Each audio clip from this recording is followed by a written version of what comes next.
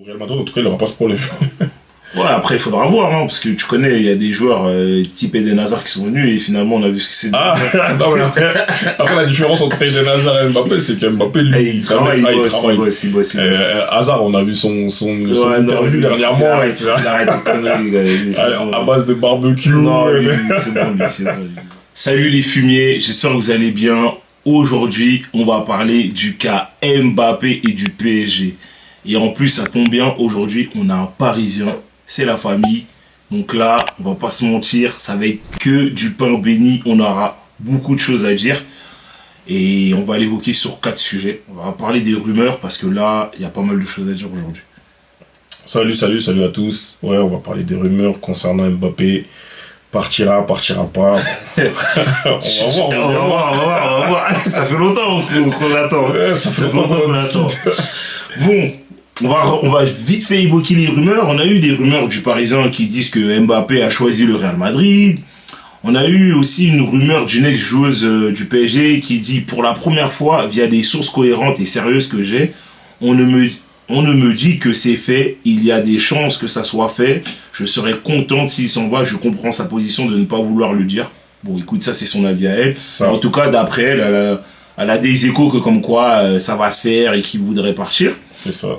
On a une autre source, je crois, c'est Fabrizio Romano qui disait que potentiellement, là, le PSG, en tout cas Mbappé était en passe de signer avec le Real Madrid et qu'en vrai c'était vraiment le contrat qui était en train d'être négocié. Et d'ailleurs la Cadena Nasser évoque que le Real Madrid est ok de payer 103 millions de primes à la signature pour Mbappé et que en gros potentiellement il pourrait signer. Moi je vais pas vous mentir, je pense que tout ça c'est que du bullshit.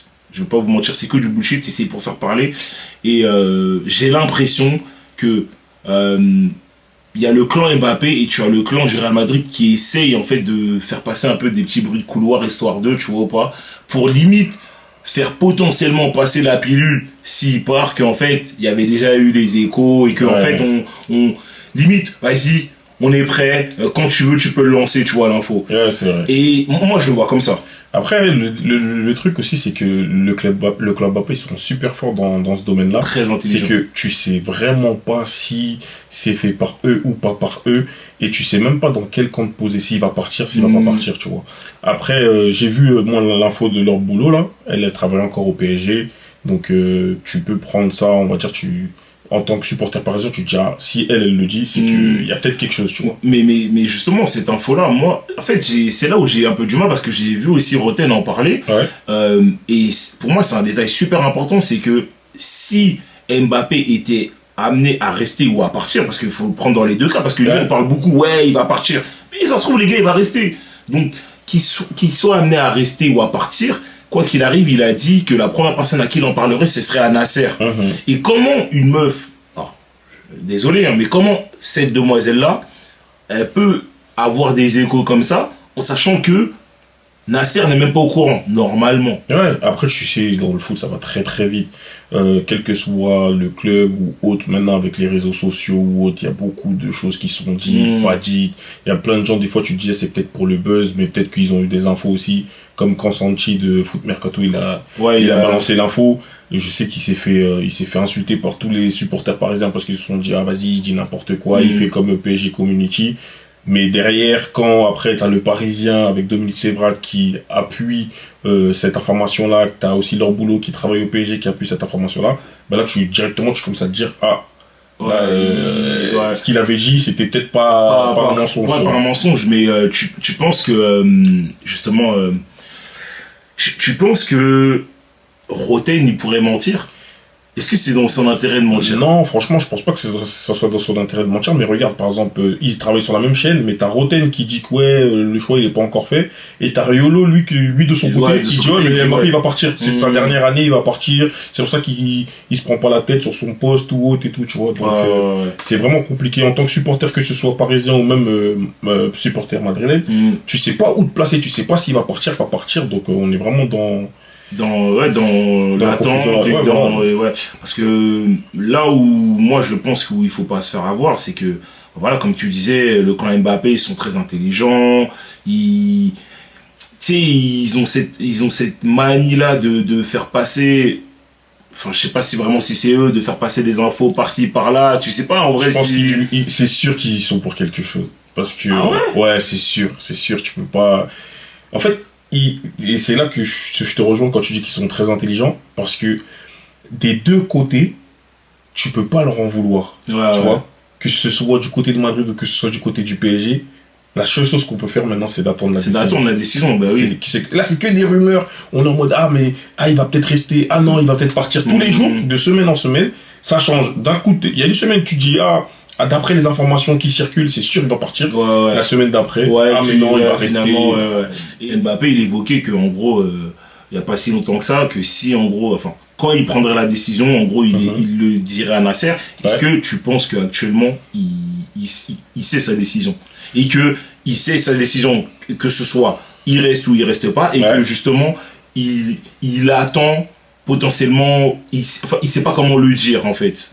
Pour moi, c'est là où aussi, pareil, son club et lui-même, ils sont super forts parce que d'un côté, je me dis que maintenant, c'est pas possible. En tant que grand joueur, même actuellement, le mec, il a 25 ans, t'es grand, tu sais ce que tu veux. Tu vois ce que je veux dire? Tu vas me dire qu'à l'heure d'aujourd'hui, t'as Real Madrid et le PSG, t'as énormément d'argent qui sont posés sur la table et tu sais pas où tu veux aller. Je me dis que c'est pas possible.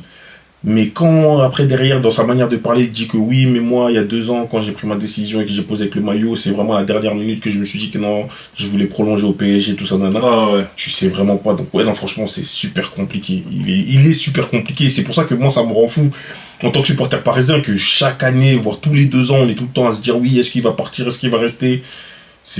Toi, quand tu vois toutes ces rumeurs-là, c'est quoi ton ressenti par rapport à Kylian Mbappé et au PSG aussi?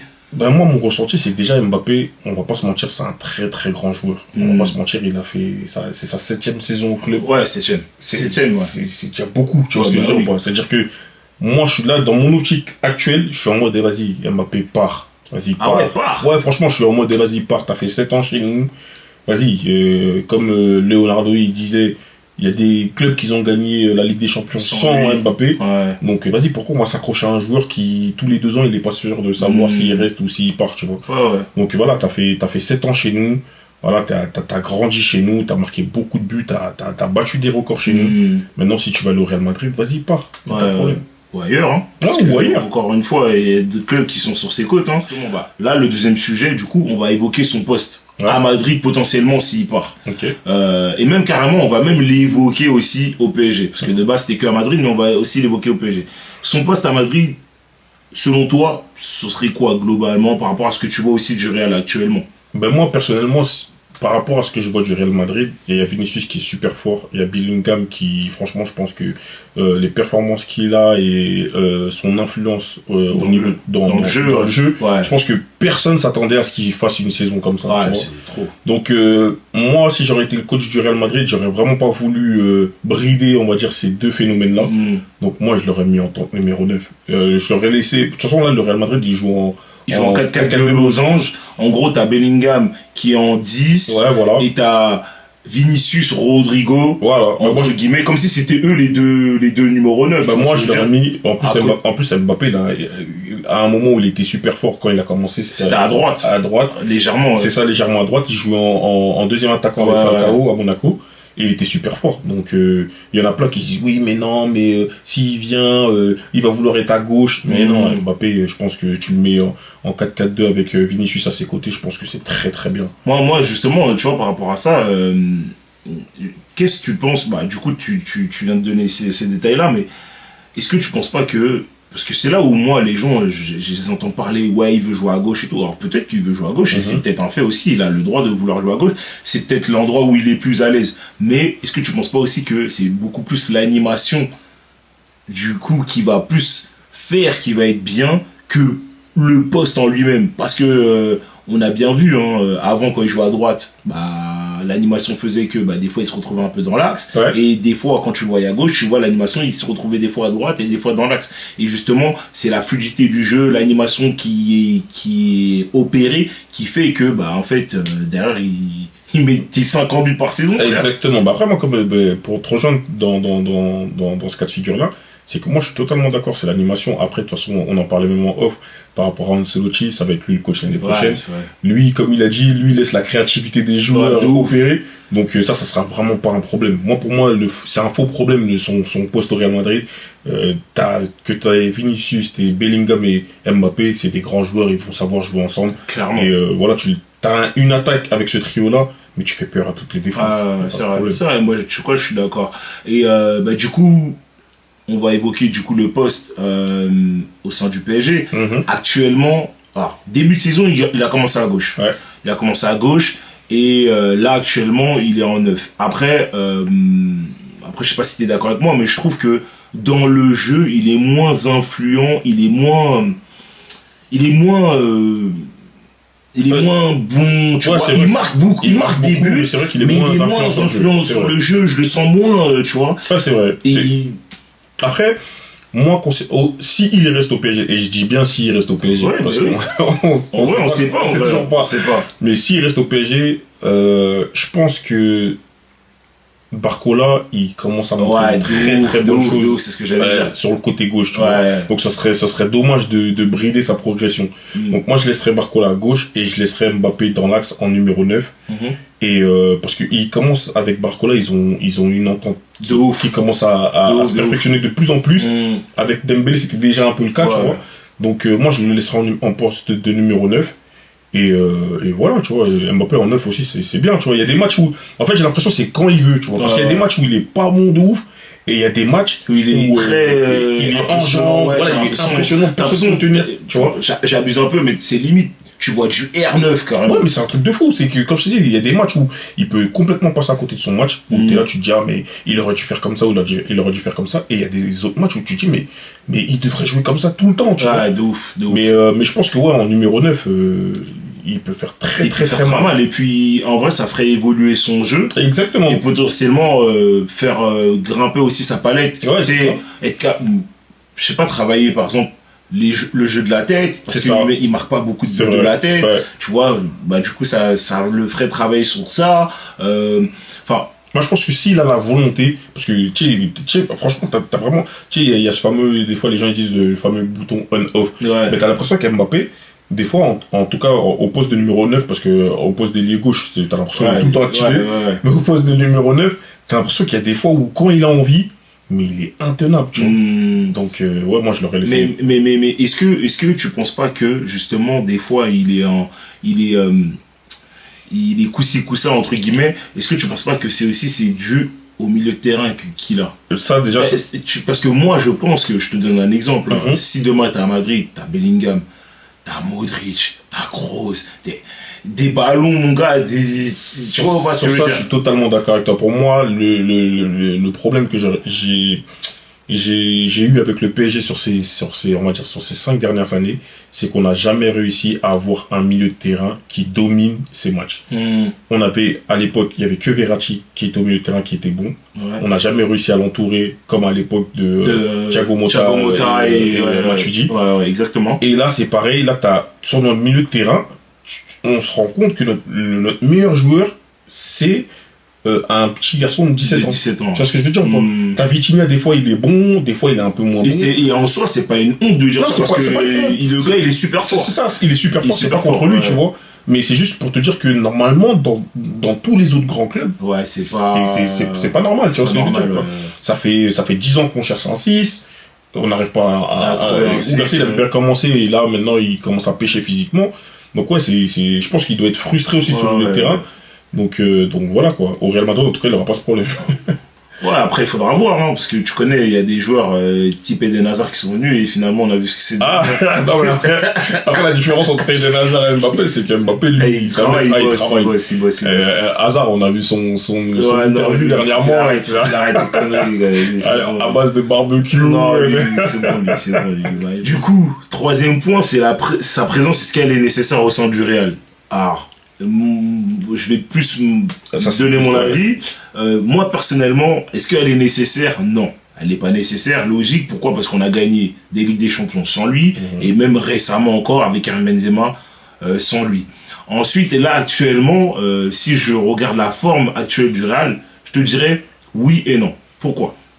Oui, dans le sens où t'as pas de joueur, en tout cas pour moi, et de ce que je vois, parce que au bout d'un moment, faut dire la vérité, les chiffres sont factuels, t'as aucun joueur qui est capable de te mettre 50 buts par saison.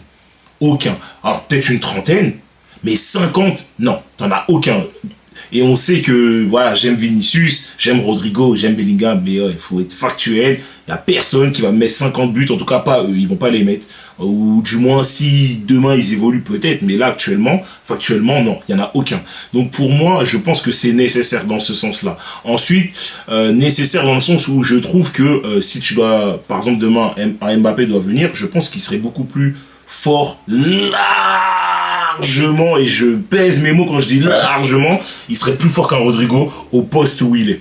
Oui, ça c'est sûr. Ça, tu vois, c'est sûr. Rodrigo, c'est un très bon joueur, mais Mbappé, c'est différent. Et justement, je trouve que le jeu de Vinicius, parce que Vinicius, c'est là où je trouve il a fait fort, c'est qu'en fait, il a upgrade sur sa palette de qualité de passe. Et ben, le jeu de Vinicius mettrait super bien en avant le jeu d'Mbappé, parce que Mbappé, pour moi, avant c'était Cavani, mais pour moi, à l'heure actuelle, le meilleur numéro 9, qui est fort sur les appels de balles, tu sais, sur les déplacements, tout ça. Pour moi, c'est le meilleur. Ouais, pour moi, c'est le meilleur. Avant, pour moi, je trouvais que c'était Cavani à l'époque. Ouais. Mais Mbappé, au jour d'aujourd'hui, je trouve que c'est le meilleur sur ce côté, sur cet aspect-là. Et même un Jude Bellingham pourrait vraiment mettre en lumière le jeu d'Mbappé beaucoup plus que ça l'est actuellement, tu vois. Et c'est pour ça, pour moi, je trouve que c'est nécessaire, tu vois. Après, pas nécessaire, bon, voilà, comme j'ai dit, t'as gagné sans lui. Et du coup, le 4e point, c'est un PSG sans Mbappé et un PSG avec Mbappé. Donc, on va l'évoquer, un PSG sans Mbappé. Pourquoi je dis ça? Parce que, d'après les journalistes, Mbappé, il a fait venir ses potes. Ses gars, ouais. Ça, moi déjà, tu vois, je vais pas te mentir, cette phrase-là, elle m'énerve quand je l'entends ça. Tu sais pourquoi? Parce que les gens, ils disent, ouais, pourquoi il est au Real Madrid? Il a ses potes au PSG. Quoi, Kamavinga, c'est pas son pote, tu vois. Ouais, c'est pas son pote. Fernand Mendy, c'est pas son pote. Et après, il y a des gens, il y a des trucs que les gens, ils oublient, c'est qu'un joueur, il va pas pour ses potes. Il va pas pour ses potes, il a sa carrière. Un joueur, il est égoïste, surtout les grands joueurs comme ça. Ouais. C'est que voilà, ils veulent leur propre parcours. Donc, Ousmane Dembélé, bien gentil qu'il est, pote ou pas pote, si demain il veut aller au Real Madrid, il va aller au Real Madrid. Ouais. Et c'est pas pour ça que ça sera plus son pote. Oui. Ça sera toujours son pote. Et c'est ça, tu vois. Donc, pour moi, c'est pour ça que je dis, bon voilà, c'est pour ça que je reviens sur la question un PSG sans Mbappé, qu'est-ce que potentiellement ça pourrait devenir? Parce que s'il part et que soi-disant il a fait ramener ses amis, donc forcément déjà tu dois essayer, je dis bien le mot essayer de remplacer Mbappé, parce que pour moi il est irremplaçable. Même si tu ramènes Haaland, c'est pas le même style de joueur. Ouais, c'est pas pareil. Mbappé il est plus versatile que Haaland, il est plus complet que Haaland, et ça c'est pas dénigrer Haaland quand je dis ça. Mais en termes d'aura, en termes d'aura, de style de jeu, il est plus polyvalent, enfin il peut presque tout faire. Ouais, bien sûr. Et moi, un PSG sans Mbappé, bon après, tu as eu un PSG avant tu en auras un après. Après, moi, je pense que un PSG sans Mbappé, moi, le truc, c'est que il faudrait, de toute façon, on a un coach qui est basé sur le collectif, le jeu de possession. Donc après, voilà, il faudra vraiment suivre, on va dire, son style de jeu. Tu vas par exemple chercher un Lautaro Martinez, tu le mets au poste de numéro 9, tu vas chercher en milieu de terrain un Bernardo Silva en meneur de jeu, un Guimarães en 6. Même l'attaquant là, de City, là, comment il s'appelle? Le remplaçant comment s'appelle encore lui Alvarez. Ouais, tu vas chercher un Alvarez. Tu vas chercher un Alvarez. Non, c'est Mbappé, en fait, tu pourras pas le remplacer avec un joueur, comme par exemple j'entends parler de Raphaël Leao, des Kvaratskhelia, le mec de Napoli là, mais non, tu peux pas. Kvara là, tu peux pas avec un mec comme ça, c'est pas un seul joueur qui va remplacer Mbappé. Mbappé il te met des 50 buts par saison. C'est un collectif qui peut remplacer. C'est un collectif, c'est-à-dire que là tu vas chercher des mecs qui sont dans le collectif, des mecs qui vont se dépenser sur le terrain, des mecs qui, je pense que là tu peux faire, mais si tu vas chercher un seul joueur, c'est pas possible. Et en plus, surtout que potentiellement, si jamais il part, je dis bien si jamais il part, bah forcément la masse salariale, ça te fait un bien de ouf. Exactement. Et là, tu peux vraiment recruter du lourd. Franchement, je pense que avec le salaire d'Mbappé, tu peux recruter 3 top joueurs. Tu vois. 3 gros top joueurs. Un en attaque. Vraiment un en attaque, un ou deux milieux et un ou deux défenseurs aussi. Franchement, moi je t'ai dit, moi j'aurais été directeur sportif, Mbappé il part. En attaque, je vais chercher Lautaro Martinez. Au milieu de terrain, je vais chercher Bernardo Silva et Guimarães. Et en défense centrale, je prends Lenny Yoro, un petit prospect qui monte, il a 17 ans, il est super fort. Ouais, d'ailleurs, j'ai vu le Real. Ouais, j'ai vu le Real, il commence à me casser les pieds. Quand ça me casse les pieds. Ah, il a trop les Français. Mais tu sais que Pérez, il disait qu'il aimait beaucoup les Français. Mais on va pas se mentir, on a un des meilleurs berceaux. Mais on a le meilleur berceau. On a le meilleur berceau. Ça a été c'est la vérité. Bah oui. Ouais, voilà, tu vois, c'est l'endroit le plus difficile pour percer sur la région parisienne. C'est ça, exactement. C'est-à-dire que Lenny Yoro, il est super fort. Je regrette qu'on n'a pas fait le forcing pour le prendre cet hiver. De toute façon, Lille, c'était mort, ils avaient tout bloqué parce que de toute façon, ils savaient que cet été, ça allait être la guerre, tu vois. Donc, ils savent qu'ils peuvent faire gonfler les prix. Mais ouais, non, franchement, pour revenir sur le thème, tu peux le remplacer. Après, s'il reste aussi, tu peux faire. Justement, avec Mbappé, s'il reste, du coup, toi, tu verrais les choses comment? Parce que il y a la rumeur aussi qui dit que depuis cet été, il a ramené ses amis. Donc, on a ramené les joueurs pour Mbappé. En gros, c'est le projet Mbappé. Après, franchement, Mbappé, comme je t'ai dit, il a un aura de ouf. Les gens, ils aiment bien manger aussi sur son dos, tu vois. Avec des articles un peu farfelus. Ouais, il a ramené ses potes et tout, nanana. Je pense pas que Ugarte, ce soit un pote à Mbappé. Tu vois, je pense pas que Beraldo et Moscardo, là, qui ont signé cet hiver, c'est des potes à Mbappé. Donc non, sur ça, non. Mais si Mbappé il reste, moi je pense que c'est le milieu de terrain qu'il faut renforcer. Ouais. Donc pareil, je resterai sur les deux joueurs que j'ai dit. Tu prends Guimarães ou même Kimmich, tu vois, je sais qu'il veut partir du Bayern. Un Barella, mais je kifferais. Un Barella, c'était de base, même cet été, moi je voyais beaucoup sur certains spaces et tout, ça parlait de lui. Non, mais tu sais, t'as un Barella, Bernardo Silva. Ah, mais des milieux créatifs, tu vois. J'ai rien contre Vitinha, contre Fabien Ruiz, Ugarte et tout. Non, c'est des joueurs qui sont en train de monter. Ouais. Mais actuellement c'est très limité. C'est léger. Ouais, c'est très léger. En tout cas, pour la Ligue des Champions. Pour la Ligue des Champions, tu vois. C'est-à-dire que quand tu compares notre milieu de terrain actuel avec tous les autres milieux de terrain on va dire des top 6 clubs européens, mais on se fait manger par tout le monde, tu vois. On se fait manger par tout le monde. Alors que si cet été, tu vas renforcer avec un Guimarães, un Barella, un Bernardo Silva. Vas-y, t'auras directement une autre phase du PSG. Ouais, clairement. Tu vois, clairement. Une phase du PSG. Clairement. Dernière question que je vais te poser. Et là, je vais te poser la question, mais en fait, sous deux aspects différents. Ouais, dis-moi. Tu veux que Mbappé il reste, oui ou non? Premier aspect, sur l'aspect directeur sportif, c'est-à-dire que c'est Mbappé. Ouais. Et l'aspect supporter. Ok, voilà. En tant que directeur sportif, je te dirais la vérité, j'aurais voulu qu'il reste. Ouais. J'aurais voulu qu'il reste, pourquoi? Parce que comme tu as dit, un joueur comme Mbappé, avec l'aura qu'il a, avec les qualités qu'il est là, tu le remplaces pas facilement. Donc c'est plus facile de garder. Tu le remplaces pas tout court. Tu peux pas le remplacer. C'est pas possible. Donc je l'aurais gardé, tu vois. En tout cas, j'aurais essayé de faire en sorte de le garder. Mais après, en tant que supporter, franchement, je te dis la vérité, chaque année depuis 7 ans. Ouais, c'est vrai. C'est un peu tous les 6 mois, tu te demandes s'il va partir. C'est un truc de fou. Et pour te dire, il a réussi à créer chez nous un espèce de vas-y, check, maintenant on est détaché. Tu vois. C'est-à-dire que même dès qu'on voit des articles. Tu sais que même nous, les Madrilènes, en fait, il faut voir sur Twitter. Vas-y, arrêtez de. Les gens, ils en ont marre. C'est pareil, tu vois, on en a marre, tu vois. C'est-à-dire qu'on est en mode, là, regarde cette année. Il n'y a pas de drama, il n'y a pas de gossip, il n'y a pas de problème. Et là, ça revient avec quoi? L'affaire Mbappé. C'est vrai. Parce que s'il avait clarifié tous les trucs et tout, il n'y avait pas de problème, on aurait une saison tranquille, tu vois. Les journalistes, ils n'avaient rien à se mettre sous la dent. Mais là, c'est quoi qui revient? L'affaire Mbappé. Oui, il a fait ça. Ah non, c'est relou, tu vois. Est-ce que tu penses que ça met une pression aussi à ses coéquipiers? Est-ce que ça les empêche d'être bien? Moi je pense que ils le disent pas, mais par exemple là j'ai vu l'interview de Hernandez qui disait que oui, on lui pose pas de questions, que voilà, on se prend pas la tête, mais on aimerait bien qu'il reste et tout, mais on est humain. Tu as les sentiments que tu peux pas les contrôler, c'est à dire que inconsciemment c'est sûr que ça doit déranger. Même le coach Luis Enrique, il dit oui mais non, moi j'en parle pas, Mbappé, c'est vrai, mais c'est pas possible. Tu peux pas avoir les mêmes ambitions avec un Mbappé que sans un Mbappé, tu vois.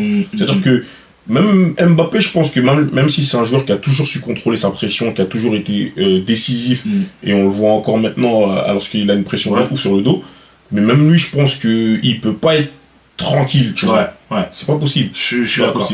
Je suis d'accord. C'est vrai, mais justement, il y a beaucoup de journalistes qui disent qu'en fait, il faut absolument qu'ils le disent pour qu'il soit tranquille. Et d'ailleurs, tu penses qu'il devrait le dire avant la Real Sociedad ou après? Franchement, je te dis la vérité, il y a deux aspects. Alors, s'il part, il n'y aurait jamais de bon timing pour qu'il le dise. Ouais, C'est-à-dire qu'il le dit avant, après, ouais. on va, vas-y, les gens vont lui faire la guerre, tu vois. Mm. Et s'il reste, ben, en vrai, je vais te dire un truc, hein. S'il reste, normalement, il l'aurait dit depuis. Exactement. C'est ça qui me fait me dire que, vas-y, il va partir, tu vois. Ouais, parce mais bon, on l'a vu il y a 2 ans, et vrai, finalement... ce dossier-là, il est trop compliqué. Je crois qu'on n'a jamais eu un dossier dans le football. Non, jamais. Aussi compliqué que celui de Mbappé. Jamais. Ça n'a jamais eu autant d'impact, il n'y a jamais eu un truc comme ça, tu vois. Jamais.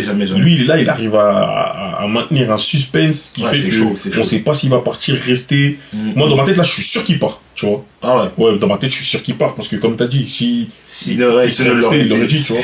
Bon, écoutez, les fumiers, on vous a donné notre avis, hein. De toute façon, on verra bien. Surtout, vous inquiétez pas, on en reparlera s'il faut.